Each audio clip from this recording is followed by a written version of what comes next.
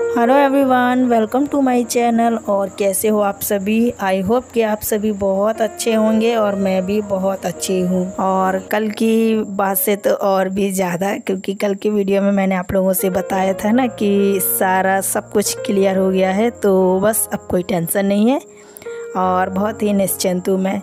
क्योंकि जब मतलब कितने लोगों से बात करो, इस चीज़ के बारे में बताओ और मतलब बताते हैं, तो अलग अलग तरह की बातों को मतलब है ना, इंसान हर तरीके से बताता है जिसको जो पता होता है। और जो इस चीज़ों से गुजरता है ना, तो वो अपने अपने राय बताता है। तो बड़ी टेंशन हो रही थी और बहुत ज़्यादा मतलब है ना, घबरा गए थे। तो इस वजह से फिर मैंने आखिर चले ही गए थे हम डॉक्टर के पास। तो सारा सब कुछ क्लियर हो गया और सब ठीक हो गया। तो बस अभी यहाँ पर मैं ना, शाम का टाइम है और शाम को मैं यहाँ पर ये कर रही थी कि मतलब मैंने आप लोगों को बताया था, मैंने कुछ बीज लगाए हैं जैसे कि तुरई के, लौकी के। तो पहले तो मैं सोची होंगे नहीं, लेकिन ये हो गए थे, लेकिन अलग अलग जगह हुए थे और पता नहीं कैसे हो गए। मैंने शायद डाल दिए होंगे ना, तो मुझे ध्यान नहीं रहा होगा। और काफ़ी बड़े हो गए हैं। और ये बेल वाली सब्जियां होती हैं, तो बेल वाली सब्जियों के लिए सपोर्ट की ज़रूरत होती है और काफ़ी फैलती हैं ये, तो इनके लिए थोड़ा सा जगह भी ना बड़े वो होनी चाहिए। तो इसी के लिए मैं मचान बना रही हूँ ये बांध कर। तो थोड़ी यहाँ पर ना, ये कॉलम में ही मैं राड में थोड़ी सी और एक और राड बांध रही हूँ, थोड़ा ऊंचा हो जाए ताकि सिर में ना लगे।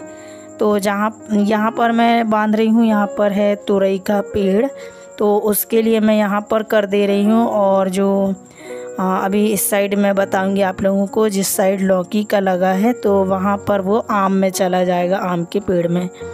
और यहाँ पर है ना, 2 पेड़ लगे हुए हैं, एक तोरई का और एक बरबटी, जिसको बीन्स भी कहते हैं। तो दोनों मतलब अच्छे बढ़ रहे हैं और चल रहे हैं और काफ़ी अच्छे ग्रो भी हो रहे हैं। तो देखिए, मैंने इस तरीके से थोड़ा सा ऊंचा कर दिया, रस्सी बांध दी है कॉलम में ही, और इस तरीके से सारी। तो ये है वो तुरई का पेड़, तो ये काफ़ी बड़ा होता जा रहा है और इसमें कई ब्रांचें निकली हैं। मैंने 2G कटिंग कर दी थी, इस वजह से ब्रांचें बढ़ गई हैं। और ये देखिए, ये बरबटी का है, बीन्स का। तो इसके लिए भी मैंने यहाँ पर ये सपोर्ट दे दिया है कि यहाँ पर ये चढ़ते चढ़ते चला जाएगा। तो बस ये मैंने इनके लिए बना दिया है, इनका भी काम बन गया। और यहाँ पर देखिए, पहली बार मेरी छोटी सी गार्डन में ना, मैं पहली बार देख रही कोई फल, मतलब ये वाला अनार, मतलब छोटे से टब में, बड़े से टब में ही लगा है और बहुत छोटा पेड़ है अभी, लेकिन इसमें फूल आ गए हैं। तो फूल मतलब फल में कन्वर्ट हो जाएंगे ना, तो फिर मैं आपको बताऊंगी। और ये है लौकी का पेड़। लौकी के पेड़ 2 लग गए हैं, तो एक मैंने यहाँ पर रख दिया है और एक मैंने उस साइड को रख दिया है, आम के पेड़ के पास। ये वाला मैं सीधे सीधे ले जाऊंगी, जैसे रस्सी बंधी हुई है वैसे ही। तो मैं ऊपर का काम करके आ गई थी, बस मुझे वही मचान बनाना था, तो वो हो गया था। और यहाँ पर ये देखिए, गेंदे के पेड़ वो भी हो गए हैं, पौधे छोटे छोटे पौधे हो गए हैं और अच्छे चल रहे हैं, अभी ग्रो हो रहे हैं। तो बस वहाँ पर फिर उसके बाद मैंने पानी भरा। पानी भरने के बाद फिर यहाँ पर ये मैं बर्तन धो लूँगी, जितने शाम के नाश्ते के चाय के बर्तन हैं ये साफ़ कर लूँगी। अच्छा, बहुत मेरे प्यारे प्यारे लोगों ने है ना, सब्सक्राइबर लोगों ने अच्छे कमेंट भी करते हैं, बुरे कमेंट भी करते हैं। बुरे अच्छे कमेंट तो खैर ठीक ही हैं, अच्छे वाले हैं, तो मुझे बहुत खुशी होती है पढ़ के और अच्छा लगता है। लेकिन बुरे कमेंट ऐसे हैं कि मतलब है ना, जिनको है ना सुन के ही ना बुरा तो लगता ही है थोड़ा बहुत, पर कोई बात नहीं, ठीक है, अपनी अपनी सोच है, जो जैसा करता है मतलब सोचता है उस हिसाब से वो बोल देता है। तो जैसे शाम को हम लोग नाश्ता करते हैं, सुबह शाम और दोपहर में तो नहीं होता है, सुबह शाम को रात को। तो इस पर से एक कमेंट आया, एक या शायद कई कमेंट हैं कि शाम को कितनी बार खाते हो, दिन भर खाते ही रहते हो क्या? तो दिन भर इतना खाने का टाइम नहीं रहता है और दिन भर कोई नहीं खाता है। ये है कि 3 बार हर कोई इंसान खाता है, थोड़ा थोड़ा क्वांटिटी में खाते हैं और शरीर अपने हिसाब से एडजस्ट करता है। ज़रूरी नहीं है कि वो खाने से ही मोटा होता है, ऐसा नहीं है। मेरे घर में बहुत से ऐसे लोग मिलेंगे आपको कि जो दिन भर खाते हैं लेकिन वो एकदम मतलब मुझसे आधे से भी आधे हैं। आप समझ जाइए आप लोग, तो ऐसे भी मिलेंगे। तो ऐसा नहीं है कि खाने से ही मोटे होते हैं। और बस तो शाम को नाश्ता कौन करता है ये कमेंट था, तो आप लोग ही बता दीजिएगा कि शाम को क्या कर मतलब जो खाते हैं उसको क्या बोलते हैं। हम तो स्नैक या थोड़ा बहुत ऐसे ही खा लेते हैं, तो नाश्ता ही बोल देते हैं। तो बस वही नाम मैं बोल देती हूँ, तो आप लोग बता दीजिएगा क्या बोलना चाहिए कि नाश्ता कौन करता है। तो हम करते हैं ना, थोड़ा बहुत चाय के साथ कुछ थोड़ा बहुत खा लेते हैं। और काम करने वाले इंसानों को थोड़ा बहुत भूख लगी आती है, और जो काम करते हैं वो समझते ही होंगे कि एनर्जी डाउन हो ही जाती है जब काम करते हैं, तो थक जाते हैं। तो इसीलिए हम शाम को नाश्ता करते हैं। काम हो गया यहाँ पे मेरा ख़त्म, और फिर बर्तन धुलने के बाद मैं नहाने चली गई थी। और शाम को तो नहाना मेरे लिए ज़रूरी है। सुबह नहाती हूँ लेकिन शाम को क्योंकि इतना गर्मी लगती है ना, तो बहुत ही ज़्यादा, तो फिर नहा लेती हूँ ना तो अच्छा लगता है। रात को ना नींद भी बहुत बढ़िया आती है। और अभी मैं बना रही हूँ रात का खाना। तो आज खाने में क्या बन रहा है, आज बहुत सी चीज़ें बन रही हैं, मल्टीटास्किंग। ये तो नहीं कहूँगी कि कोई परफेक्ट थाली है, बस अपने हिसाब से बना रही हूँ जो मुझे अच्छा लग रहा है। और ये मैं कई दिनों से सोच रही थी, मीठा चावल जिसको शायद जर्दा भी बोलते हैं।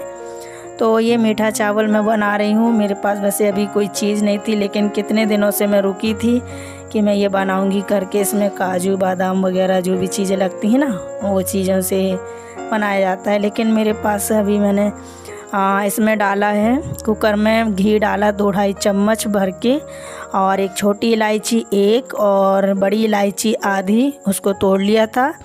और नारियल के टुकड़े डाले हैं, पतले पतले टुकड़ों में काट लिए थे, वो डाला है। उसके बाद चावल डाल दिए हैं। चावल डालने के बाद मैंने पानी डाल दिया है। पानी डालने के बाद यहाँ पे मैं फूड कलर डाल रही हूँ। तो ये ऑरेंज कलर, मैं सोची ये ऑरेंज कलर है लेकिन निकला पिंक कलर, तो मुझे ना बड़ा अजीब सा लगा। लेकिन मैंने सोचा अब क्या कर सकते हैं, कलर तो डल गया, अब गुलाबी ही बनेगा, क्योंकि ऑरेंज कलर समझ के मैंने डाल दिया था। मैं सोची ऑरेंज कलर है। तो बस इसको मैं खुले में ही पकाऊंगी इस तरीके से, और जब तक मैं दूसरी चीज़ की तैयारी करूंगी। चावल मेरे पक गए थे, हो गए थे।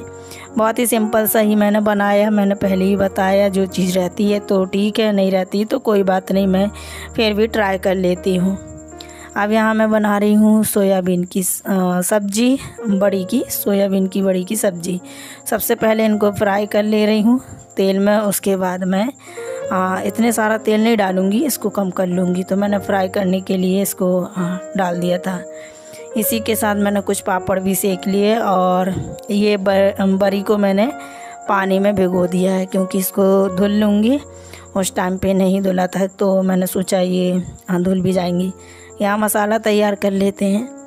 और पहली बार मेरे हस्बैंड ने इस सब्ज़ी के लिए डिमांड की, मतलब बोला, तो उन्हीं की फरमाइश पर ये सब्ज़ी बन रही है।